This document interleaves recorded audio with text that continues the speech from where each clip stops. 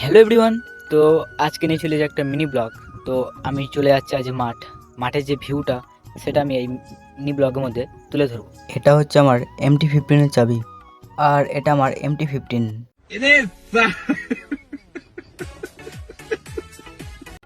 তো এরপর আমি আমার MT-টিকে নিয়ে চলে যাব মাঠের উদ্দেশ্যে।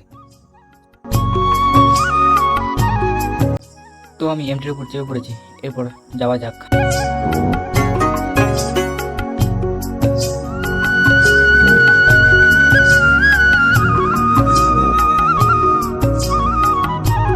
তো আমি ফাইনালি মাঠে পৌঁছে গিয়েছিলাম আমার MT-টিকে নিয়ে।